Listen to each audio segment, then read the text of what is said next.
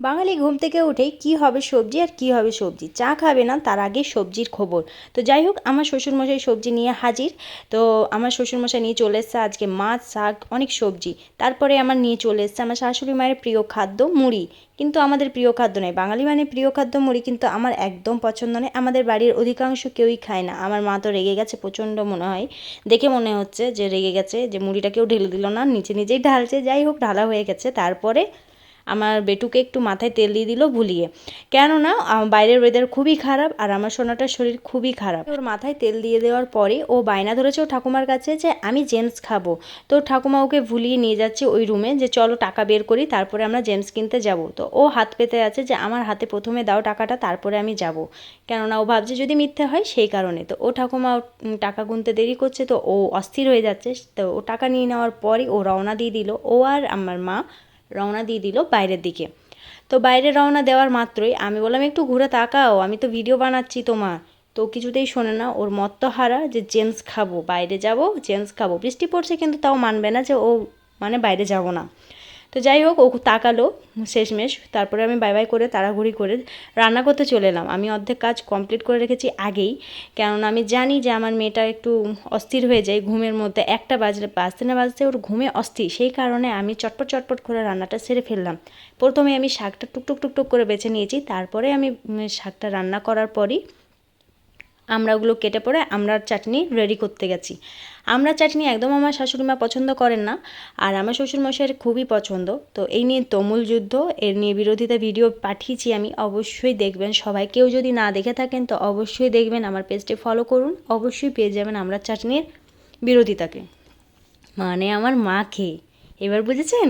তো যাই হোক, হয়ে গেছে আমার আমড়ার চাটনি তৈরি। তো আমড়ার চাটনি খুবই পছন্দ, যারা খান তারা বোঝেন, আর যারা খান না তারা একদমই বুঝবেন কি করে। খেয়ে দেখবেন একবার, তাহলেই বুঝতে পারবেন, অসাধারণ লাগে। মানে কোনো সবজির দরকার নেই, আমড়ার চাটনি মারাত্মক। তো যাই হোক, আমার শ্বশুর মশাইয়ের পছন্দ, তাই করতেই হবে। তারপরে আমি ডিশের মধ্যে নিয়ে নিয়েছি। ডিশের মধ্যে আহা, দেখেই তো অতি লোভ লাগছে, মনে হচ্ছে জিভ দিয়ে জল বেরিয়ে আসছেই প্রায়। আমি এটা সাইড করে রেখে নিলাম। এরপরে আমি করলাগুলো ভেজে নেব। সেদ্ধ করে রেখেছিলাম করলাগুলো, তেলটা মনে হচ্ছে টবক টবক করে ফুটছে, যে এই করলাগুলো লাল হয়ে এলো। কিন্তু সেদ্ধ করলা একটু ভাজতে সময় লাগে, সেই কারণে আমি কড়াইতে দেওয়ার পরই আমি চলে গেছিলাম ফ্যানের তলায় একটু হাওয়া খেতে। খুব গরম লাগছিল, তাই আমি ওখান দিয়ে চলে গেলাম। তারপরে আমি চলে এলাম আবার দেখতে যে আমার করলাগুলো লাল হয়েছে কিনা। তো দেখছি হ্যাঁ, হয়ে গেছে লাল। তো দেখুন কীরকমভাবে হয়ে যায়, হেভি লাগবে এটাও, করলা ভাজাটাও খেতে। সেদ্ধ করলা লাল, আহা কি সুন্দর লাগবে, তাই না? সেই কারণে আমি শাকের পাশেই রেখে দিলাম করলাগুলোকে।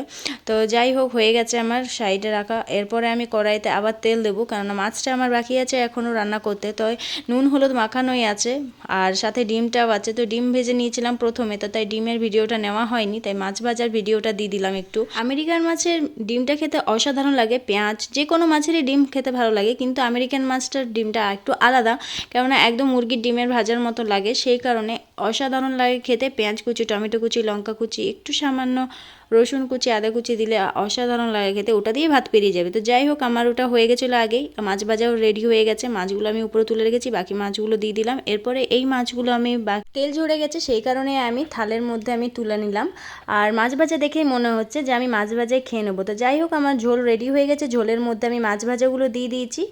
ঝোলের উপর থেকে আমি কাঁচা সরষের তেল দিয়েছি, খেতে দারুণ লাগে সেই কারণে। আর আমি যে ডিম ভাজা বলেছিলাম, এই যে তার ডিম ভাজা, যে দারুণ লাগবে খেতে, শুধুই ভাত দিয়ে পেরিয়ে যাবে। আর তারপরে আমি চলে গেলাম আমি আমার মেয়েটাকে খাওয়াতে, কারণ আমার মেয়েটা ঘুমিয়ে যাবে, সেই কারণে।